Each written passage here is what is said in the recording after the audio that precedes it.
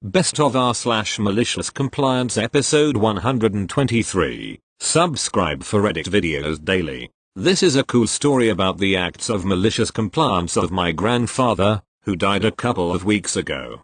Setting the scene, a week after graduating college, first in his family, Grandpa, a very gentle, non-confrontational kind of guy with a mischievous streak, gets drafted into the US military for the Korean War. Act I. During basic training, he forgets to wear his glasses to target practice. His sergeant refuses to let him leave until he's hit the target at least once. Grandpa is a decent hunter, but now he can't even see the target. They're out there for hours. Finally, the sergeant comes up and tells him he hit the target. Grandpa checks the target. The hole was made from the other side, obviously by the sergeant himself. Act 2. Grandpa and his friend are told to go to San Francisco and to take a boat to Tokyo from there. When they get to SF, they see a long line to get on the boat. Grandpa's never been to SF before. He convinces his friend to visit the city with him instead of standing in line all day. They have a great day, and come back to the port in the evening. The boat has already left. They get yelled at. A lot. Act 3. The US military finds out Grandpa learned how to use a typewriter in college. Instead of sending him to fight, they let him stay in Tokyo as a secretary to a general. The general keeps sending him out to get things signed. It's hard to get people to listen to a non-officer, though. That's what Grandpa tells his boss when he complains about how nothing seems to get done. Next thing he knows, Grandpa's been promoted. Now he can order people to sign his forms. Act IV. Grandpa finds out that one US soldiers in uniform ride Japanese public transport for free, and 2, if he donates blood, he gets the weekend off that week. He starts donating blood every single week and travels all over Japan on the weekends. And that's how he met Grandma. Edit. Thank you so much for the love and well wishes, everyone. Grandpa had a great life and died peacefully with lots of kids, grandkids and great-grandkids near. We miss him, but he lives on in his stories. About the blood, as several of you have pointed out, every week is a lot. It might have been plasma, or the army might not have known/cared, or I could be remembering wrong. I'll ask some family if they remember and keep you updated. Thank you. Next. Okay, so I, 13F, have to take a walk every day. BC my mum makes me BC of lockdown. I used to take one of our 4 huskies, but after not waking up early enough my mum just said go walk by yourself. So for the past 5 weeks I have been walking to my local park, finding a bench and spending an hour on my phone before walking back and telling my mum how I have walked the length of the park. TBH, I do not have any regrets and I'm quite happy continuing. Just thought to share this story here. BC I think I'm going to burst and I don't trust my friends. Thank you. Next. Junior year, English class, terrible teacher. The kind that makes test questions with multiple correct answers, the kind that grades your essays on whether she agrees with you or not. Prelude 1. Write a short story using the vocabulary words. I did, and she said it wasn't creative enough. WTF, lady? It's a vocabulary exercise. You are literally determining the content of the story for me. Prelude 2. Write an essay about what we learned from insert class project here. You know the kind, where one person does the work and everyone else gets the grade. So I wrote in the essay that I learned that other people are unreliable and I should cover my own ass. Got an F. Apparently I wasn't supposed to learn that. The main event, another vocabulary assignment. This one is the ever useless use these words in a sentence assignment. I was tired of this teacher and her habit of giving meaningless assignments and then holding you accountable when you failed to meet her unstated preconceptions of what it was. You know where this is going. I took the assignment literally, and used all 10 words in a sentence. A sentence. As in, one sentence. It was a grand sentence, grammatically correct to the best of my ability. Naturally, I no longer remember it, but it involved many commas, several parentheticals, and at least one semicolon. It wasn't pretty, but it was in fact grammatically correct. Well, mostly. It was certainly a bit of a run-on. I turn it in. Ha ha ha. What is this? This isn't what I asked for. Actually it literally is. You'd think an English teacher would understand English. This is stupid and insulting. Do it again, but use a separate sentence for each word this time. Let the games begin. Class wasn't over, but almost, so whatever I did, it had to be fast. I decided to make it as simple as possible. I would use each word in its own separate sentence, but each one with the simplest sentence possible that both used the vocabulary word, and was about a boat. It was beautiful. If the word was an adjective, it describes the boat. The boat was vainglorious. If it was a noun, it was in the boat. The decanter was in the boat. If it was a verb, the boat was doing it. The boat was levitating. If it was an adverb, again with the boat. The boat was floating vicariously. Turned it in at the last possible minute. Made it to the door before I hear the outburst, "You can't be serious." Got a 0 on the assignment. Was reassigned as homework. Never did do it. Not long after that, I got my GED, but my parents wanted me to finish the school year. I set to work failing the class, and by failing, I mean getting an absolute 0. Even the worst student will, by random chance, occasionally get questions right. Getting an absolute 0 means knowing the correct answer and deliberately never giving it. You want to know what insulting is, teacher? Insulting is knowing that your student could be getting a perfect grade, but is choosing not to. Obviously I got an F in that class. Of my high school career, it's the grade I'm most proud of. Went on and started at college the next year. They accepted my GED and never even asked to see my old grades. Thank you. Next. This story is kinda long because the malicious compliance was the result of over a year of frustration and anger, and the effects are still present 10 plus years later. TL. Doctor. I was your typical obnoxious teen my freshman year of high school. I was smart but had an unstable home life that contributed to my poor decision making.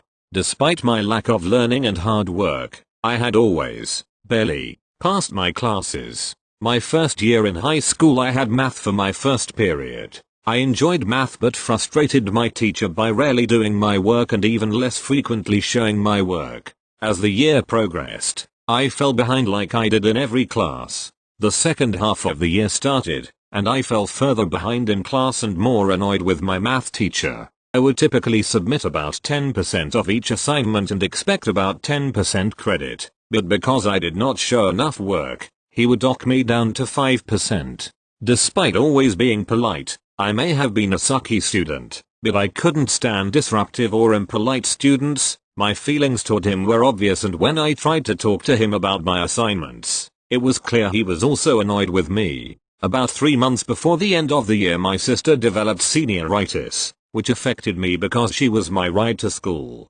For those who don't know, senioritis is when senior students know they are done with high school. Either they know they are going to pass their classes or they've been accepted to college, etc. So they stop caring. Instead of being good students, they decide to do the bare minimum because at this point nothing in high school really matters. She did not want to go to her first period class, so she started ditching, resulting in me ditching. Initially I opposed it, but as my frustration with my math teacher increased, so did my absences. Towards the end of the year, I thought I had time to catch up when my teacher ended up reaching his limit. He was frustrated with me and my absences and lack of work that when I was so behind, I had no hope of passing. He got me removed from class for the remainder of the year. I ended up in study hall, detention, for the last 3 weeks. I had to repeat the course the following year, instead of over summer school, because it was an honors class. This resulted in me having a weird schedule because classes were only offered during certain periods for certain grades, and I was a sophomore with freshman classes. I might have also failed honors science. Despite knowing those restrictions, both me and my math teacher were surprised to find that I was placed in his class for the second year in a row. Both of us tried to have me transferred out of his class, but for me to graduate on time there were no other options. The humiliation of my previous year was enough to make me incredibly motivated. I was determined to do well enough that even if he hated me, he could not have me removed again. I made sure to do every problem for every assignment and turned them in on time. Despite all my effort, my grades were mediocre. My teacher only gave 1 point for the correct answer, but typically 5-7 points for work, and he marked me down all the time. I talked to him, argued that I showed enough work for him to follow, but no matter what I tried, All he would do was to tell me to show more work. A large part of the reason I hated showing work was because I had terrible handwriting. I previously went to a school that required all of our writing to be done in cursive, so I spent years only writing in cursive. I actually enjoyed writing in cursive and my cursive is beautiful. When we moved for my dad's job, my new school district gave cursive assignments automatic zeros because they were too hard to read, so after years of writing in cursive assuming I'd never need to print again, I now had to print everything and my handwriting never recovered. As a result, to submit legible assignments, I tried to write as little as possible. My handwriting is still ugly. After my grade on the first test did not match what I felt I earned, my frustration grew into outright hostility. It seemed that no amount of hard work would get me a good grade. I finally decided that if I was going to be miserable, I would make my teacher miserable too. After trying to spare him the atrocity that was my handwriting, I finally decided to comply. If he wanted to see more of my work, I would show him all the work. No more would I remove confusing and ugly work. No longer would I erase incorrect attempts scribbled across the page because my handwriting was so bad I couldn't write straight. No longer would I rewrite only the relevant work in easy to follow columns. I would write so much work, it would be obscene. I started writing out every single possible step, one by one with labels. If I messed up, I would leave it and rewrite it somewhere else. On every worksheet I would run out of the allotted room and cram my remaining work into the margins because he did not believe in scrap paper. My assignments went from a few formulas and legible bits of work to cluttered nightmares. Every bit of white space was filled, often spilling onto the back of the paper because there was not any room left.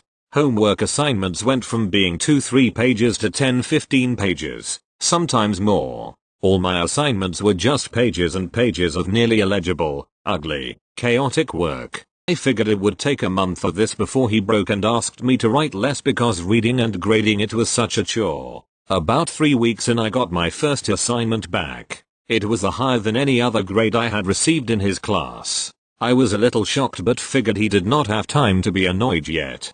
During the following week all the assignments I received were scored similarly. Then he finished grading the second test and asked me to come talk to me about my grade. I was preparing my speech about malicious compliance as I sat down in the chair by his desk but decided wait for him to speak first. He handed me my test. It was covered in chaotic work, equations, and letters all over. At the top was 100%. I was stunned into silence. I had never gotten a perfect score on a real test before. My teacher began to talk to me about how impressed he had been with my work lately. He pointed out how even though my work was chaotic, it showed my thought process. He also pointed out some of the times where I caught my own mistakes mid-problem and corrected myself and how on previous assignments, I had been doing the same thing. He talked about how before I wrote so little that I typically never recovered once I made a mistake. He told me this was why he did not allow scrap paper. He wanted us to be able to see our mistakes and work as we progressed through our problems. I sat in the chair in shock. I had sat in that chair many times previous, typically to try and debate with him over my scores. I also sat in that chair when he told me half a year prior that I had no hope for passing his class. I sat in the chair of someone I had despised for over a year, as he complimented me and told me that he always knew I was capable, and he struggled to watch me fail. He talked about how happy he was to see my progress and basically that he knew I would do well once I stopped making stupid mistakes. I wrote down all the steps to annoy my teacher and prove him wrong and learned instead that I was being a bad student. I learned it is easy to make a simple mistake that can lead to the wrong answer. But when you see your work it helps you think clearly and catch simple mistakes. By the end of the year, I had one of the highest grades in the class. Home life was still crap, and when we did group work, many people wanted to work with me. The math teacher and I became friends. I learned he lived in my neighborhood and would visit him sometimes when I came back to town years later, and he ended up as my favorite teacher of all time. Him in my last semester of college. Took 10 years because life is crazy, and after this semester I will graduate as an engineer. I have used this lesson every day for every assignment and would never have made it if I had not tried to punish my teacher with malicious compliance. Thank you. Next. The new law is required as a result of legislation filed by State Rep. Brandon Reed, a Republican minister from Hodgenville. It said in part that beginning in the 2019 to 2020 school year, local boards shall require each public elementary and secondary school to display the national motto of the United States, "In God We Trust," in a prominent location in the school. Fayette Superintendent Manny Cork said Wednesday afternoon that in complying with the new law, all schools in our district have been provided a framed version of an enlarged copy of a $1 bill to display in a prominent location.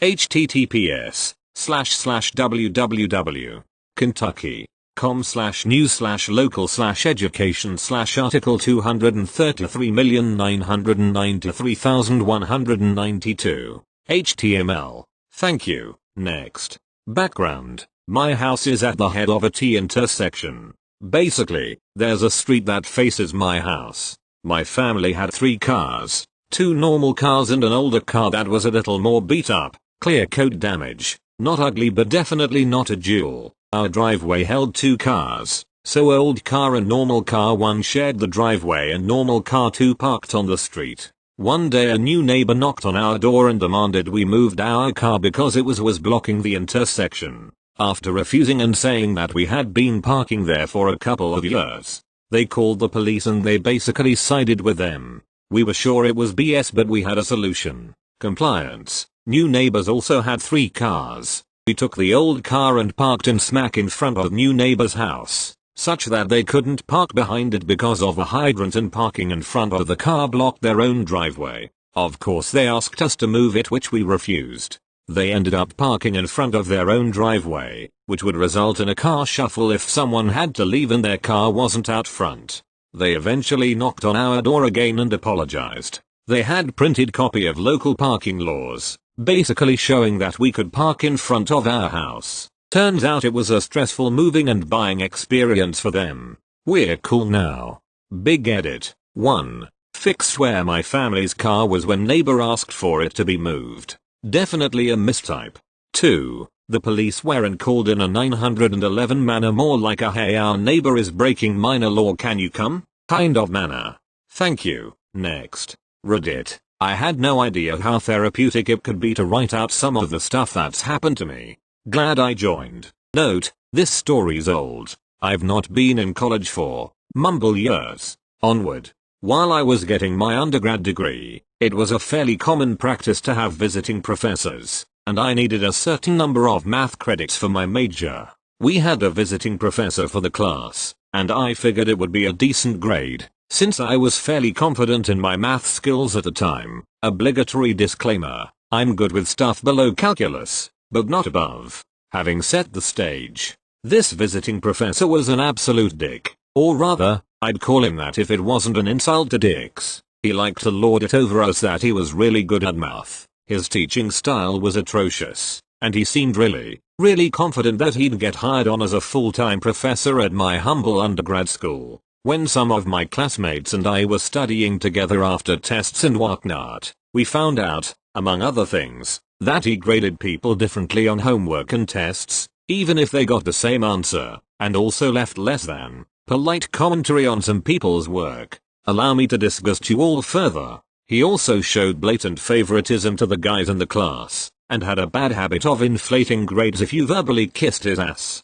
If you want even more disgust, he also liked to talk to boobs. But I digress. By the time the end of the semester rolled around, that guy was the target of several death glares in each class, and many of us had taken to doing our work exactly the same way so we could legitimately argue against different grades. Some of us had even complained to our advisors about this jerkwad. We were all, in short, sick of this guy's shit. This is where the end of semester teaching evaluation comes in. My college required, yes, required, we students to fill out an evaluation for each teacher we had. It was their way of keeping accountability, and was also how they determined whether or not visiting professors were kept on staff. While these evaluations were being filled out, the professor was not allowed to be in the same room, as it would have been considered influencing the students. Professors typically went to their offices during this time, and a student would come and get them once the evaluations were complete. There were scale questions,